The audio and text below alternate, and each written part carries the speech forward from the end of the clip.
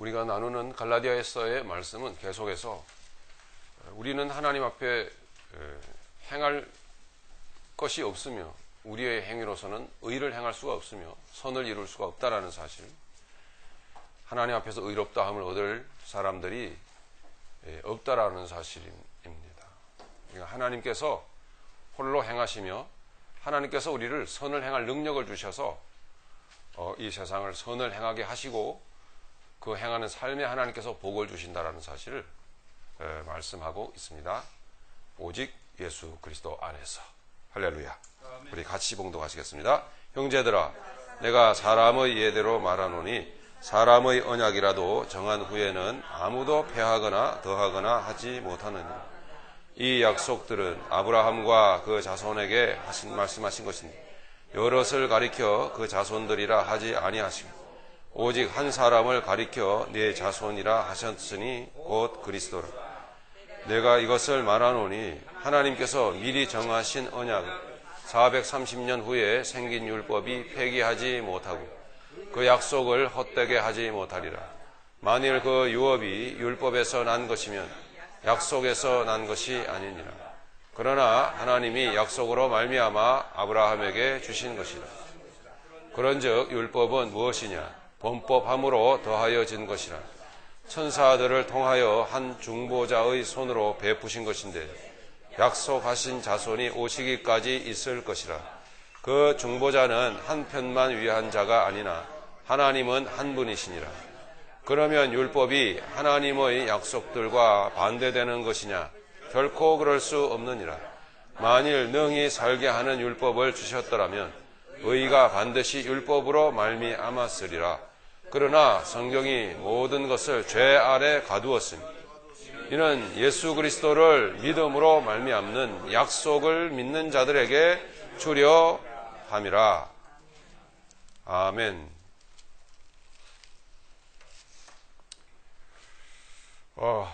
세상에서의 삶이라고 하는 것이 그 자체가 어려움이죠. 여러분, 우리 세상의 삶을 한번 생각해 봅시다. 세상을 바라보면 떠오르는 단어가 저는 참 어렵다, 수고스럽다, 이런 단어들이 떠오릅니다. 행복하다, 쉽다, 즐겁다, 마음이 편하다, 척척 잘 된다, 이런 단어가 아니라 세상 그러면 벌써 머리에 쥐가 나기 시작합니다. 아우, 힘들구나. 왜 그럴까요? 왜 괴로운 일이 많을까요? 자, 세상에서 살아가는 모든 사람들은 여러분 다 고통을 당합니다. 아픔을 당해요. 우리 믿음의 사람들도 많은 어려움을 당합니다. 어려운 일을 많이 만납니다. 그런데 그 색깔이 틀립니다.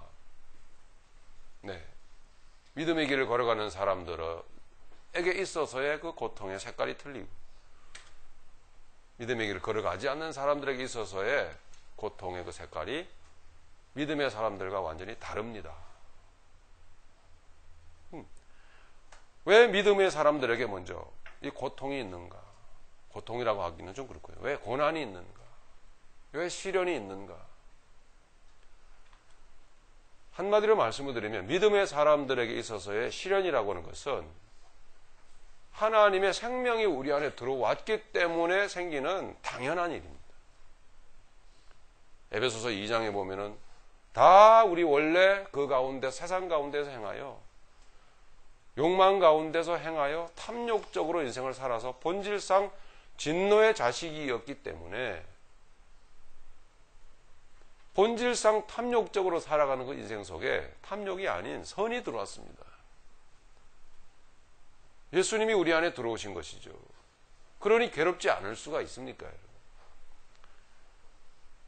그것이 믿음의 사람들이 겪는 괴로움입니다.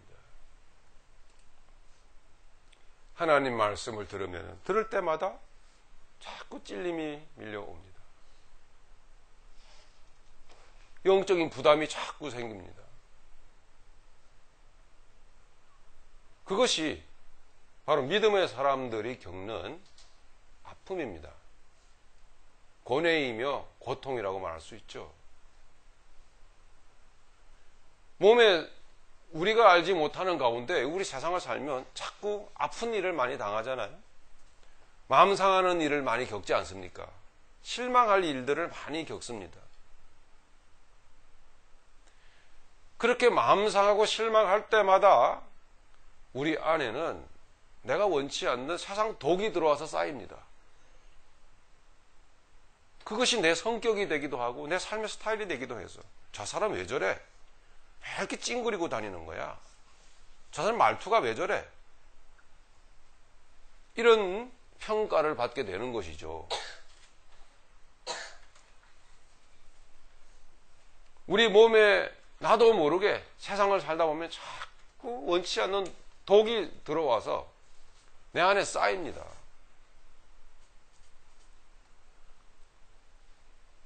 하나님은 우리를 그 지극한 사랑 가운데 계획을 두시고 역사하셔서 우리 안에 예수님을 보내셨습니다. 내 안에 예수님이 들어오는 그날부터 이건 거듭남의 순간이죠. 주님을 만나는 순간이죠. 복음을 깨닫는 순간이죠. 주님을 알게 되는 그 순간부터 이 복음이 나를 자꾸 찌릅니다. 그것이 믿음의 사람들에게 있어서의 부담이고 괴로움입니다. 그런데 이제 한 가지 우리가 그 가운데서 오류를 범하는 것은 이제 그런 부담과 찔림 가운데 이제 하나님이 우리가 할 수 없기 때문에 일방적으로 행하신 그 은혜를 알지 못하고 자꾸 이제 그 찔림을 해소해보고자 내가 애를 씁니다. 내가 수고를 많이 하는 것이죠. 잘 살아보겠다고. 신자처럼 신자다웁게 잘 살아보겠다고 내가 막 분주하게 막 마음을 움직이고 또 살아갑니다. 이것이 우리가 잘못하고 있는 것입니다. 그 힘쓰고 애쓰는 우리의 행위들은 그 전 단계의 하나님의 또 베푸시는 은혜로 인하여서 이루어져야 될 삶이지. 우리가 말씀으로 도전을 받았다고 우리가 노력을 하고 애써서 수고해서는 안 될 일이라는 것이죠. 하나님이 우리에게 생명을 주신 그 순간이 아닌 그 다음부터 이루어지는 하나님의 역사는 말씀드린 바와 같이 우리 안에서 쌓인, 우리 안에 들어오셔서 우리 안에 쌓인 세상 독을 제거하시는 하나님의 그 수고를 감사로 받는 단계예요.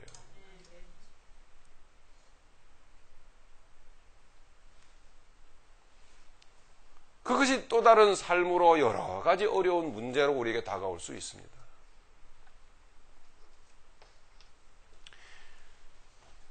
잘 지켜지지 않는 하나님의 말씀 때문에 괴롭고 힘듭니다. 주님이 내 안에 들어와 계시기 때문에 이루어지는 자연적인 역사입니다. 그때마다 내 안에 세상 독을 제거하시는 주님의 선하심이 내 안에 역사하시는 거로 내가 그 하나님의 역사를 인정해드리면서 나의 선하지 않음을 인정해드리면서 그 상황을 감사로 받을 수 있는 과정이, 받아들여야 되는 과정이 우리에게 반드시 필요한 것이거든. 말로는 형언할 수 없는 수치와 혹은 부끄러운 망신이 우리 안에서 올라올 수 있습니다.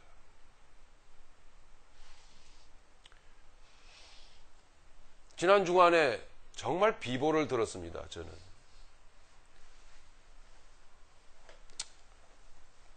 그죠?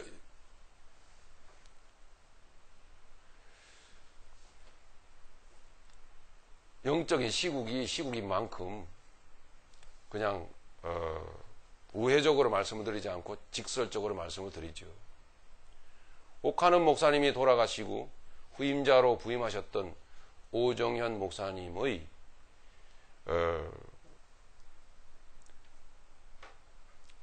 다른 사람의 박사 논문 표절이 문제가 되어져서 만천하에 세상에 드러나 버렸는데, 드러나기까지 교회 안에서 비밀스럽게 진통이 많았겠죠. 이걸 어떡할 거냐. 정말 그것은 비보입니다. 왜냐하면 한국 교회를 대표하는 대표격의 교회였고, 또 그와 같은 사역을 감당하는 하여야 될 사람이었기 때문에, 그럴 뿐이었기 때문에 충격은 대단한 것이죠.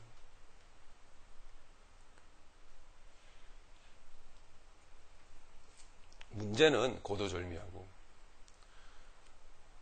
조사위원회가 결성이 되고 과연 그런가 해서 수개월 동안을 면밀히 조사를 했는데, 그저 부분적 차원이 아니라 대대적 차원에서 이것은 손을 댈 수 없을 정도로 아예 남의 논문을 갖다가 그대로 자기가 한 것처럼 실을 정도로 그만큼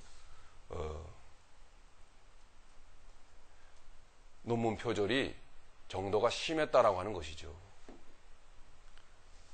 그래서 교회도 슬픔에 잠기고, 교인들은 충격을 받고, 사회도 충격을 받고, 저도 다시 한번 가슴을 쓸어내리는, 저 자신을 돌아보면서 가슴을 쓸어내리는 한 주간이었습니다. 더 가슴이 아픈 것은 그것이 아니라, 우리는 언제든지 그런 범죄를 저지를 수가 있는 것이죠.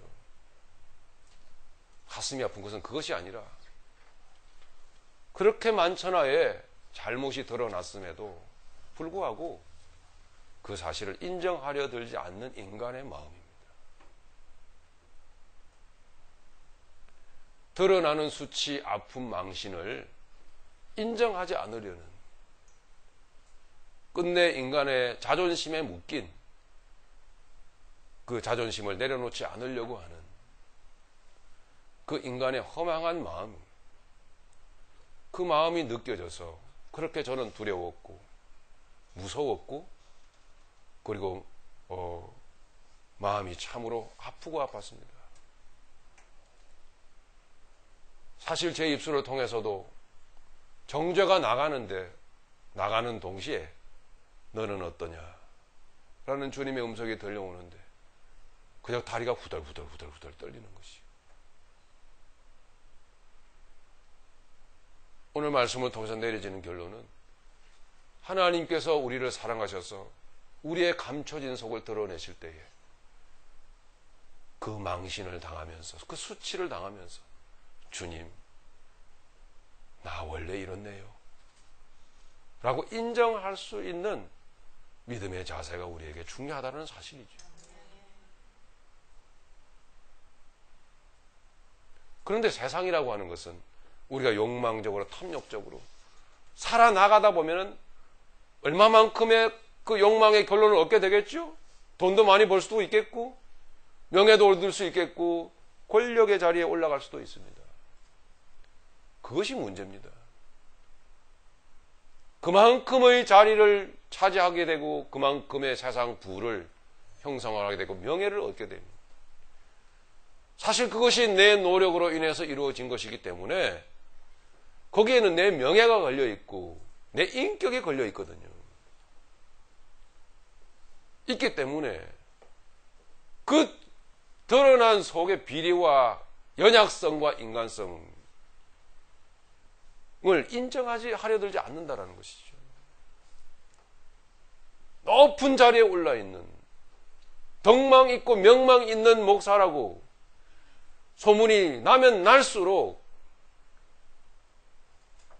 어쩌다가 그 삶 가운데 비리가 드러나고 잘못한 것이 드러나면 참을 수가 없고 그걸 인정할 수가 없는 것이 우리의 인간사예요.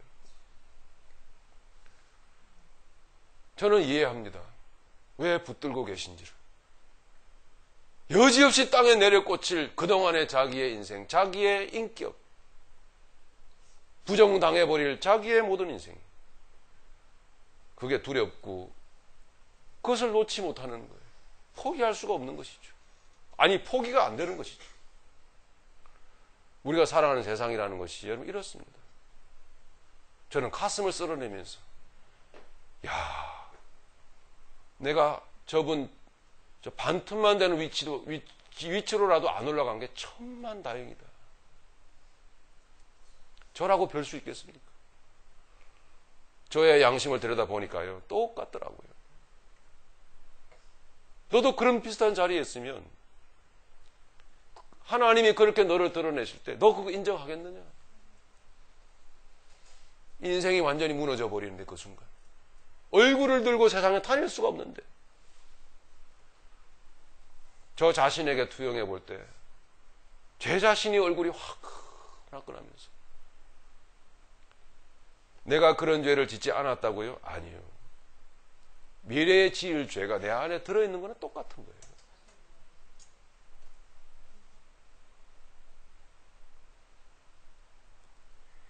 그래서 여러분, 일단은 이만큼 되게 하신 것, 여기에서 멈추게 하신 것 얼마나 감사하나. 유명해지는 거요, 엄청 위험해요. 실은. 일순간에 나락으로 떨어질 수가 있습니다.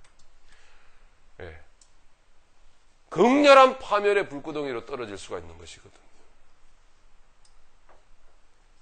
이렇게 무명한 것 얼마나 감사하나. 내가 좀 잘못해도 뭐 누가 알아줍니까? 얼마나 편안한지. 그럼요. 방송에 날 이유가 없어요. 저 같은 사람은.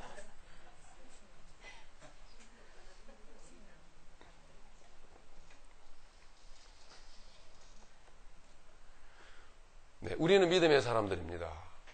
믿음의 사람으로서 무명하게 하시고 가난하게 하시고 없게 하시고 연약하게 하심을 감사합니다.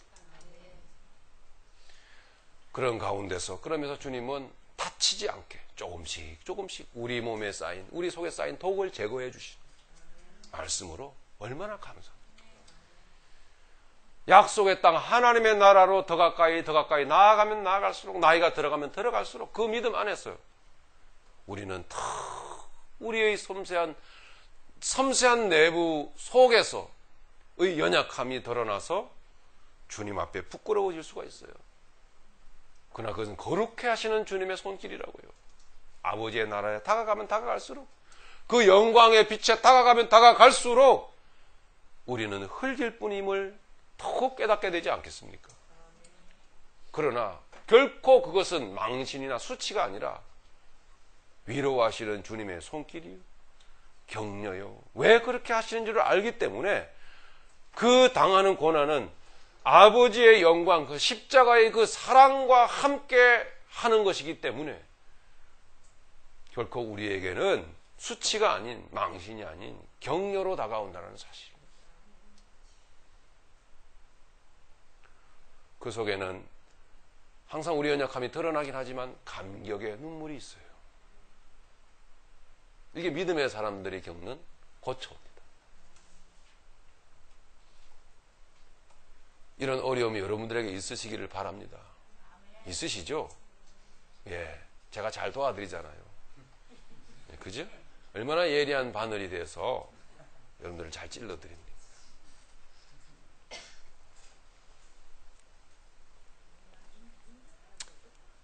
이렇듯 하나님의 은혜가 이끄시지 않는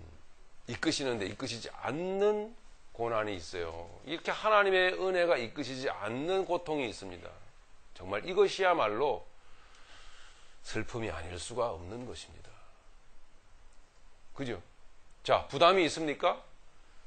하나님의 이런 은혜가, 하나님의 이런 찌름이 없는 세상은 부담이 있습니까? 약속의 땅으로 가야 될 부담이 있나요? 없어요. 좋죠. 전혀 부담 없습니다.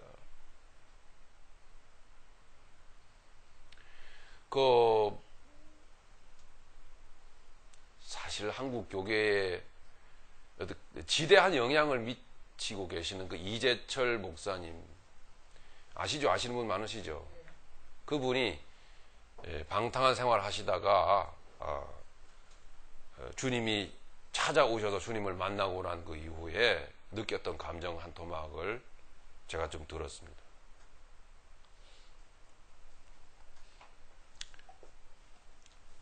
그 이전이에요. 그 이전. 네. 제가 시점을 잘못 잡았네요. 그 이전이요.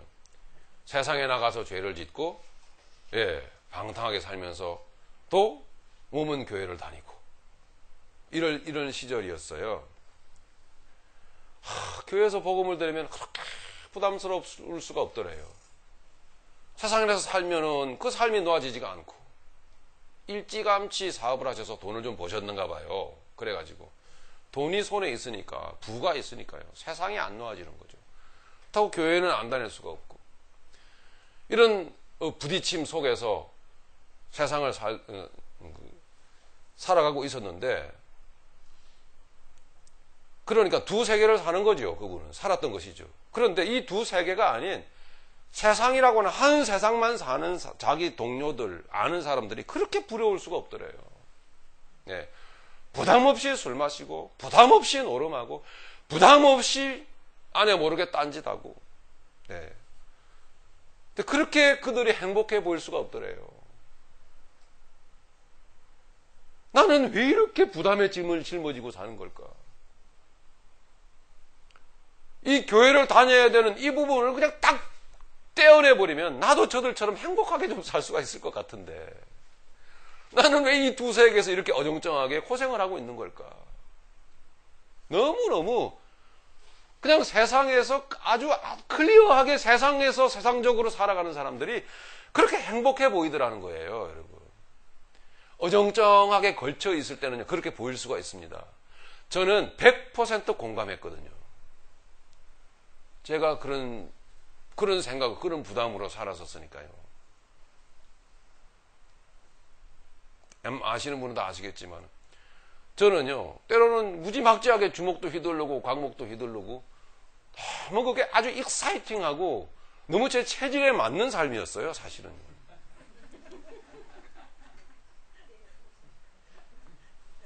근데 왜 나는 엄마의 손을 뿌리치지 못하고 교회를 가야 하는 걸까? 불효막심한 사고방식이 생각이지만요, 정말 끔찍한 생각까지도 제가 했다니까요. 중학교 1, 2학년 시절이에요. 엄마가 빨리 죽었으면 좋겠다. 그 생각까지 했습니다. 부담을 떨쳐버리고 싶었어요.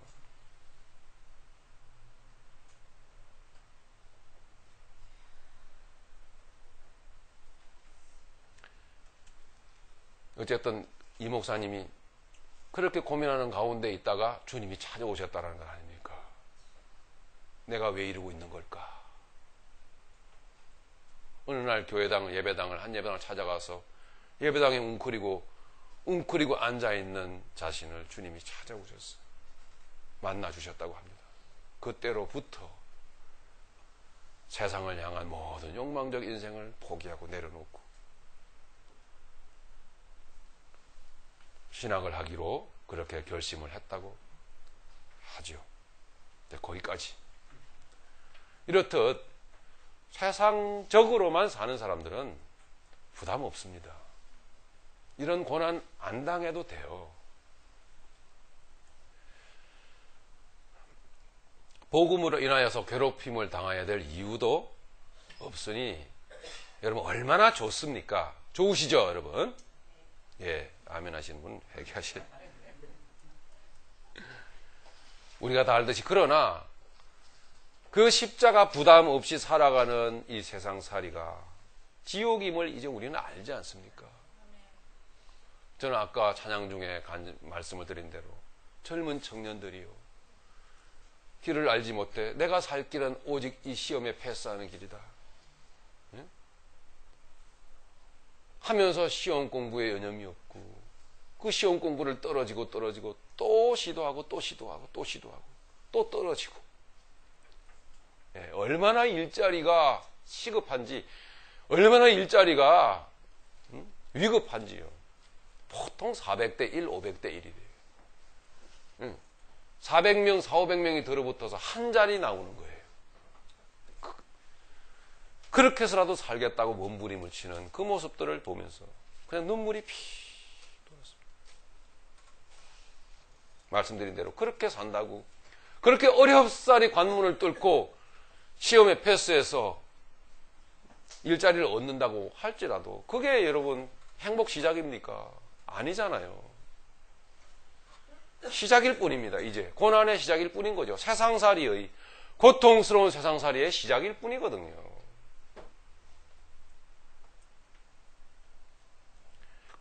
우리는 그와 같은 세상살이가 지옥임을 이제는 우리는 압니다. 결코 그런 식으로 살아서는 안 된다는 것을 우리는 아는 거죠.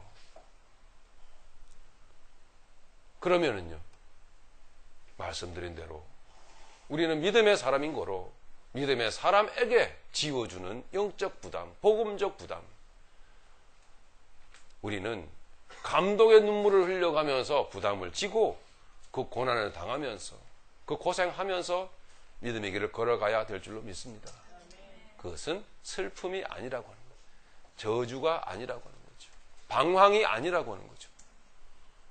이 세상이 소망 없음을 아는 것이고, 결국은 늙어서 슬픔의 회한의 후회의 눈물을 흘릴 수밖에 없는 길임을 알기 때문에 단순히 그런 사고방식으로는 갈 수가 없다는 사실을 우리는 아는 것입니다. 그래서 그런 인생의 후회를 하지 않게 하기 위해서 주님은 내게 찾아오셨어요. 주님이 걸어가신 그 길로, 그 정신으로, 그 사고방식으로 살게끔 하시기 위하여 내게 찾아오셨고 내게 지금도 부담을 주시고 계시다는 사실. 내 안에 영적인 생명 덩어리가 들어와서 나를 치고 있는 거예요. 쿡쿡 찌르고 있는 거죠. 그래서 우리는 길을 압니다. 어떤 방식으로 세상을 살아가야 될지를 아는 자들입니다.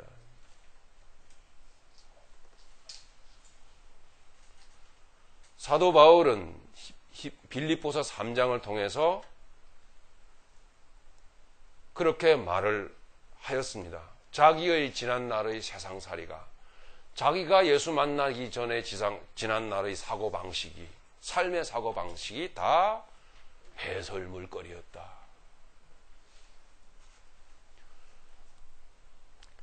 사도 바울은 이 세상 것, 자기 몸 안에 들어와 있는 이 세상 것들을 똥으로 여겼습니다. 세상뿐만 아니라 내 안에도 그 세상이 들어와 있음을 로마서 7장에서 아주 극명하게 분명히 보여주었죠. 네, 주님이 내 안에 들어와 계신데 분명히 믿음의 길을 걸어가는 내가 왜 또한 세상의 미혹과 역사에 현혹이 되고 있는 걸까? 아니, 내 안에 세상 것이 들어와서 나를 괴롭히고 있구나. 오호라, 나는 곤고한 사람이로다.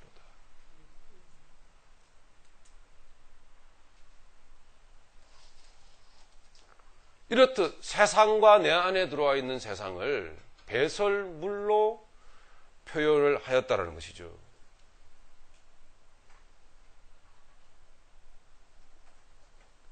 여러분, 요즘은 참 현대화되어져서 화장실이 다 수세식 깨끗한 좌변기고 화장실이 다 깨끗합니다. 그죠? 네. 그런데 제가 아주 어릴 때만 해도 화장실은, 그런 어떤 좌변기 화장실은 구경해보기 어려운 시절이었습니다. 다 재래식 화장실이었습니다. 특별히 여름날 재래식 화장실에서 볼일을 보느라면은, 네, 점심 식사 맛있게들 하셔야 됩니다. 볼일을 보느라면은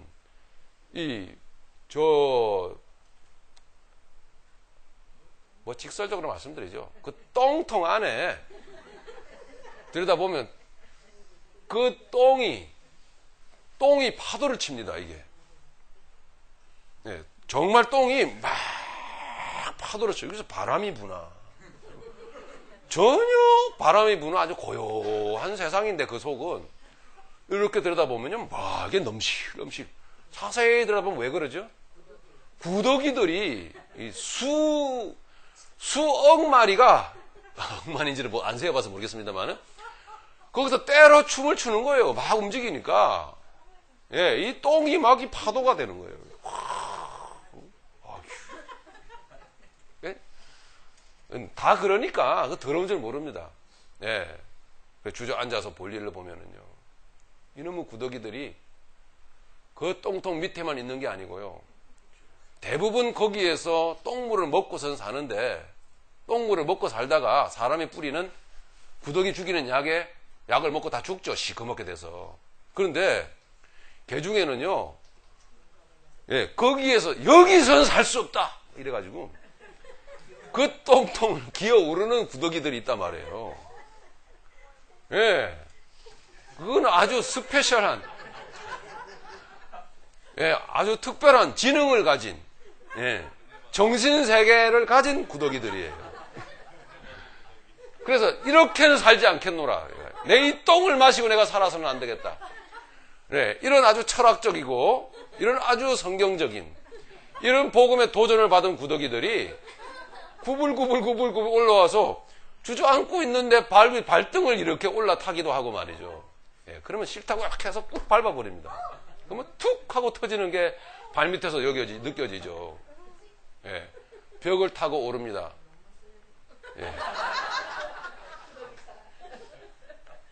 타고 오르다가는 이놈들을 이렇게 보면요. 그때는 제가 깨달음이 없었어요. 돌아보면서, 야, 그 속에서도 하나님의 가르치심이 있었구나. 생각이 들어서 드리는 얘기. 이놈들이 올라가다가는 떨어지고, 올라가다가는 떨어지고. 그래도 또 올라갑니다. 기필코 내가 이 똥통 밖을 나가서 저 푸른 창공을 나르는, 뭐죠? 파리가 되리라. 이러면서 오르고 오르면 못 오르리 없건만. 왜 이렇게 화장실 문턱은 높은 것일까? 뭐 이러면서 그러나 또 오르고 또 오르고 결코 화장실 밖을 나가는 그런 정신줄을 붙들고 사는 구더기들이 있더라고요.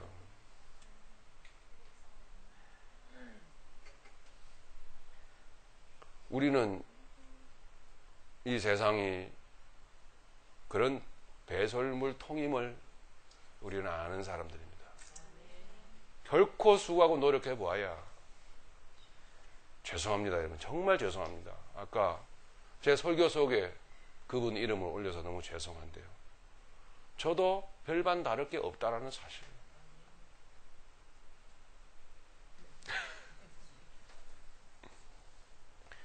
아무리 오르고 올라봐야 그렇게 땅에 내려 꽂힐 수밖에 없습니다. 세상이 그런 곳입니다.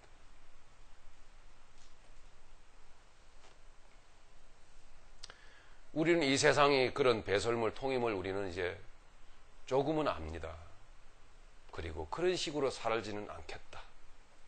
그런 방식으로는 살지 않겠다. 아무리 가난하지만 그렇게 돈에 목매어서 살아서야 되겠나. 적어도 이런 정도의 마음은 가지고 살아가는 사람들.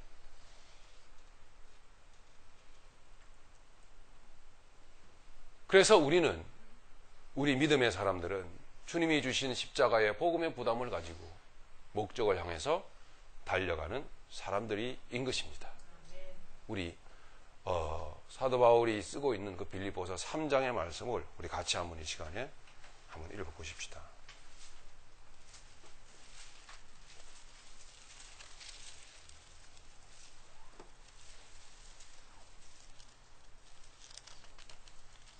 삼 장 4절부터 읽겠습니다. 4절부터 14절까지 우리 읽겠습니다. 시작. 그러나 나도 육체를 신뢰하만 하며 만일 누구든지 다른 이가 육체를 신뢰할 것이 있는 줄로 생각하면 나는 더욱 그러하니 나는 8일 만에 할례를 받고 이스라엘 족속이요 베냐민 지파요 히브리인 중에 히브리인 율법으로는 바리새인 열심으로는 교회를 핍박하고 율법의 의로는 흠이 없는 자라. 그러나 무엇이든지 내게 유익하던 것을 내가 그리스도를 위하여 다 해로 여길 뿐 또한 모든 것을 해로 여김 내 주 그리스도 예수를 아는 지식이 가장 고상하기 때문에 내가 그를 위하여 모든 것을 잃어버리고 배설물로 여김 그리스도를 얻고 그 안에서 발견되려 하니 내가 가진 의는 율법에서 난 것이 아니요 오직 그리스도를 믿음으로 말미암은 것이니 곧 믿음으로 하나님께로부터 난 의라. 내가 그리스도와 그 부활의 권능과 그 고난의 참여함을 알고자 하여 거의 죽으심을 본받아 어떻게 해서든지 죽은 자 가운데서 부활에 이르려 하는 내가 이미 얻었다 함도 아니요 온전히 이루었다 함도 아니요 오직 내가 그리스도 예수께 잡힌 바 된 그것을 잡으려고 달려가노라. 형제들아 나는 아직 내가 잡은 줄로 여기지 아니함. 오직 한 일 즉 뒤에 있는 것은 잊어버리고 앞에 있는 것을 잡으려고 표대를 향하여 그리스도 예수 안에서 하나님이 위에서 부르신 부름의 상을 위하여 달려가노라. 아멘. 이런 정신을 가지고 살아가는 여러분의 일상의 삶이 되기만을 간절히 바랍니다. 여기에서 이렇게 살 수는 없다. 이렇게 무너질 수가 없다. 여기서 이렇게 주저앉아서 끝날 수는 없다. 내 인생이 이렇게 허접스럽게 주저앉아서는 안 된다. 아니요. 주님이 나에게 이렇게 강권하시는 거죠. 지난주에 말씀드렸다시피 무엇을 할 거냐가 그렇게 중요한 건 아닙니다. 실은. 아무리 고상해 보이는 직업을 갖고 아무리 그렇게 우리가 설령 뭔가를 이루었다 할지라도 결국 그것은 화장실 속일 수밖에 없습니다. 말씀이 그대로 말해주고 있는 거예요. 사랑하는 백성이기에 어쩌면은 감당하기만을 바랍니다만 감당할 수 없는 망신을 줘서라도 하나님은 그 자리에서 끄집어내십니다. 그렇게 세상 물을 먹고 거기에서 사는 것이 무슨 의미가 있느냐? 예? 여러분 이 세상에서 성공하면 뭐합니까? 화장실 내겠죠. 죄송합니다. 거기는 그 속일 뿐입니다. 냄새나고 더러운 그 속일 뿐인 것이지 성경이 증언하고 있는 것이죠. 그래서 어쩌면은 하나님께서 사랑하는 자기 백성들을 향하여 너 지렁이 같은 야곱아, 너 버러지 같은 이스라엘아, 또 너 구더기 같은 야곱아. 구더기가 제 입에서 나온 게 아니에요. 성경에 나와 있어요. 누가복음 9장에 보면 예수님이 나중에 그 반드시 지옥에 있게 될 텐데 그 지옥에 빠진 영혼들을 구더기 취급했어요. 진짜로요. 왜냐? 예수님이 그 지옥을 설명하면서 거기에는 모두 타 죽지 않는다? 그러면요. 구더기도 타 죽지 않는다. 이렇게 말씀하신 이유가 뭐겠어요? 구더기가 왜 나왔겠어요? 그건 사람을 얘기하는 거예요. 구더기 같은 인생을 살았단 말이죠. 응? 구더기 같은 인생. 그럼 한번 보실까요? 우리 이사야서 한번 먼저 보십시다. 이사야서 11절 보십니다. 14장 11절.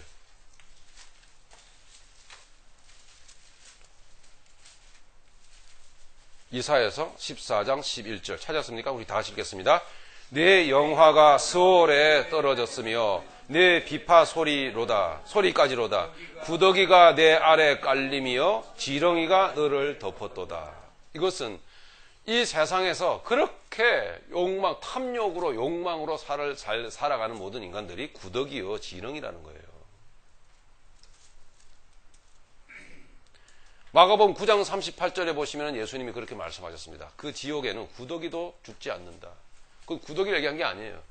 구더기 같은 인생을 살았던 사람들이 그 속에 빠져서 영원토록 고통을 당한다는 것을 말씀하고 있습니다.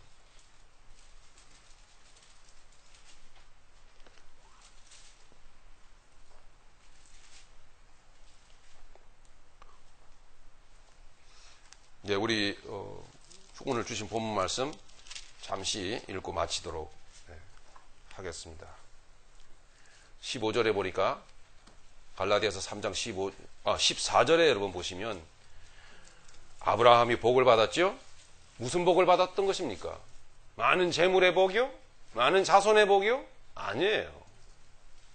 믿음의 복이요? 예. 그 믿음 어디서 왔습니까? 14절에 보니까 이는 그리스도 예수 안에서 아브라함의 복. 보십시오. 신기하죠? 예수님은 아직 구약시대 때 나시지도 않았는데, 계시지도 않았는데요. 아브라함은 누구 안에서요? 그리스도 예수 안에서 복을 받았다라는 것입니다. 그건 무슨 뜻일까요? 아브라함이 받은 복은 결코 재물의 복, 많은 자손의 복, 이 세상의 복이 아닌 거예요. 뭐예요? 아브라함이 예수님의 발자취를 그 영적 부담을 짊어지면서 걸어갔던 그런 복을 말하는 거예요.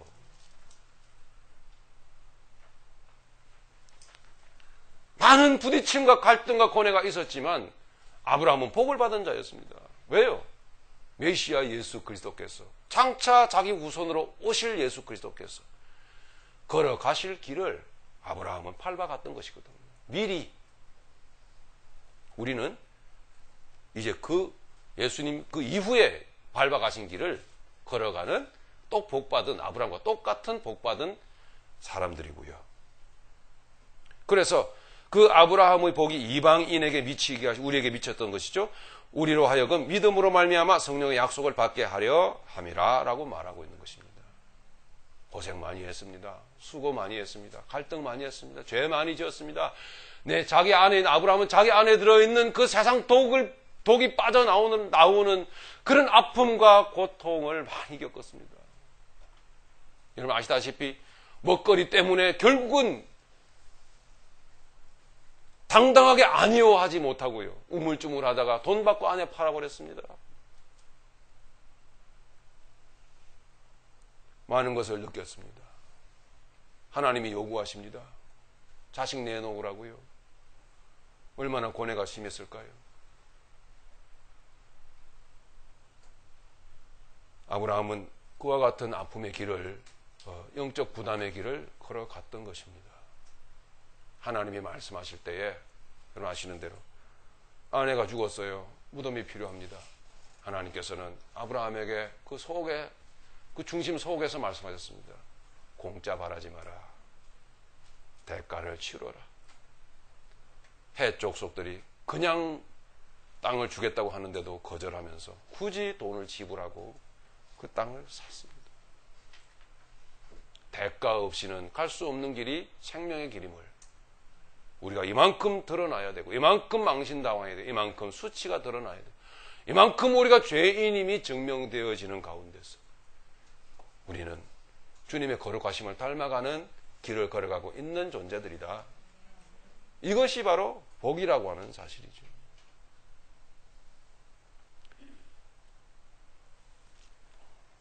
(15절) 보십니다. 형제들아 내가 사람의 예대로 말하노니 사람의 언약이라도 예를 들어서 말한 것입니다. 예.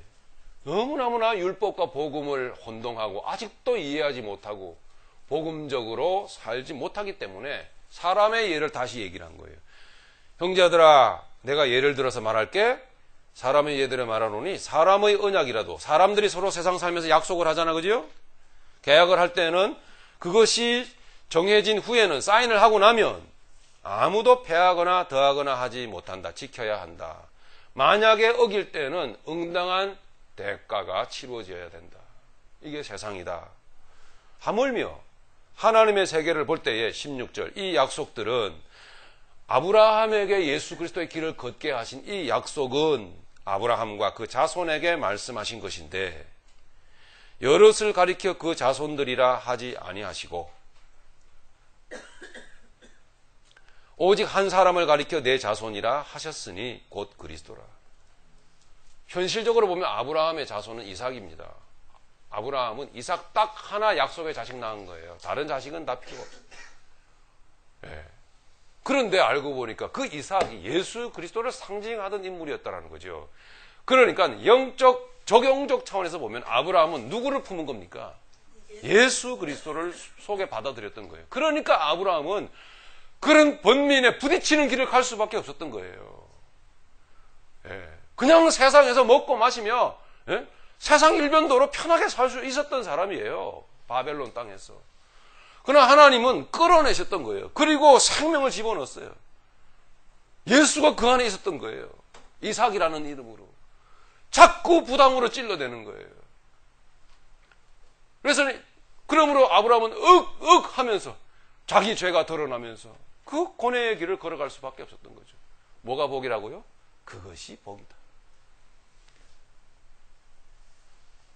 얼마만큼 복음으로 부담 느끼고 있습니까? 얼마만큼 주님 위에 십자가를 바라보면서 고개를 떨구고 있나요? 직장을 잃어서 돈을 못 벌어서 어깨를 쭉 늘어뜨리고 이러지 마시고요. 내 안에 계신 주님은 너무 크신데, 그 이름은 너무 위대한데 나는 따라가기가 숨이 차구나. 주님, 이게 무슨 부끄러움입니까? 이게 무슨 망신이에요? 아니에요. 이건 축복이에요. 이건 감동이라고요. 이 감동. 이 감동이 여러분 안에 있길 바랍니다.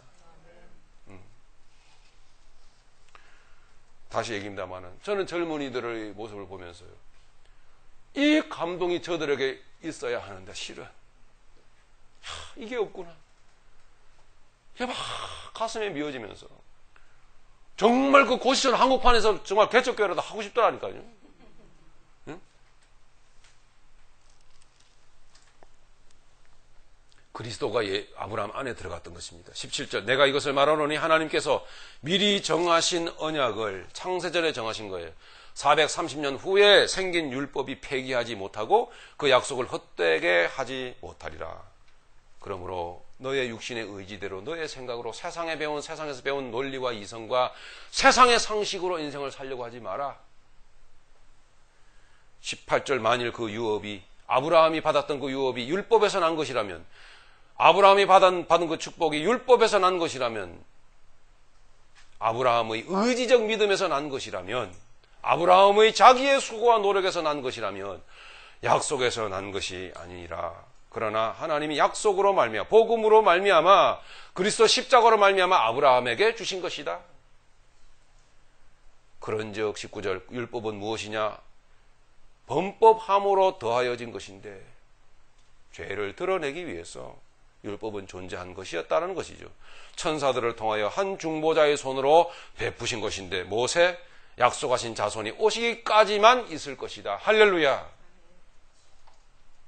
다시 한번 십자가를 바라보시면서 여러분 손을 쫙 펴고 주님 복음 안에서 자유하는 인생이 되시길 바랍니다. 예. 자유하는 인생을 바라보면서 몸부림을 치고 나오는 게요, 오르고 오르면 못 오를 일이 없을 거야 하면서 기어오르는 주여 나는 구더기니이다. 성경 얘기를 보셨잖아요. 예. 이런 지옥 불구덩이 같은 세상에서 이런 식으로 살다가 죽을 인생이 되었어야 되겠나? 이거예요, 여러분. 반드시 여러분 파리가 되셔야 됩니다. 푸른 창공을 좀 날아보셔야죠. 예? 진리의 세계가 얼마나 귀한 것인지를. 20절입니다. 그 중보자는 한 편만 위한 자가 아니나, 그 중보자는 한 편만 위한 자가 아니나, 즉 그 모세라고 하는 사람은, 즉 모세의 율법은 단순히 이스라엘 백성만을 위한 것이 아니었다라는 거예요. 매우 중요합니다. 20절. 그 모세를 통해 주신 율법은 이스라엘 백성만을 위하여 주신 것이 아니에요. 모든 세상 사람들에게 주신 거예요. 즉 모든 세상 사람들은 이거 죄를 드러내기 위하여 주신 거예요. 그래서 그 율법 앞에 자유할 사람이 아무도 없어요. 그러나 놀라운 말씀은 하나님은 한 분이시니라. 무슨 뜻이냐면 모든 세상의 죄를 드러내기 위해 주신 그 율법이지만, 그러나 하나님은 한 분이시다. 복음, 은혜는 택한 백성에게만 주신다는 거예요. 하나님은 한 분이에요. 나의 하나님인 거예요. 저 세상의 하나님이 아니에요. 저 똥구더기 속의 하나님이 아니라고요. 나의 하나님이에요. 이래서 오늘 본문의 말씀의 핵심은 너 하나님의 사람아, 너를 그 속에서 건져낸 하나님의 그 은혜를 알고 달라진 가치관으로, 달라진 생활 방식으로, 사고 방식으로 인생을 살도록 해라. 이것입니다. 이 정신이 여러분에게 세워지시기를 간절히 바랍니다. 21절, 그러면 율법이 하나님의 약속들과 반대되는 것이냐? 결코 그럴 수 없느니라. 만일 능히 살게 하는 율법을 주셨더라면 의가 반드시 율법으로 말미암았으리라. 하지만 그렇지 않다라는 거예요. 아무리 육신적으로 노력을 해도 하나님의 선을 이룰 수가 없습니다. 그러므로 우리의 의의를 십자가 앞에 내려놓고 그저 주님이 이끄시는 그 뜻을, 주님이 내 생활 가운데 모든 행하시는 선해 보이거나 혹은 악해 보이거나 이건 아닌데 싶은 그런 모든 상황도 감사로 받을 수 있는 여러분들 되시길 바랍니다. 22절 그러나 성경이 모든 것을 죄 아래 가두었으니 이는 예수 그리스도를 믿음으로 말미암는 약속을 믿는 자들에게 주려 함이라. 아멘. 오늘 그래서 복음의 부담이 여러분에게 지워진 겁니다.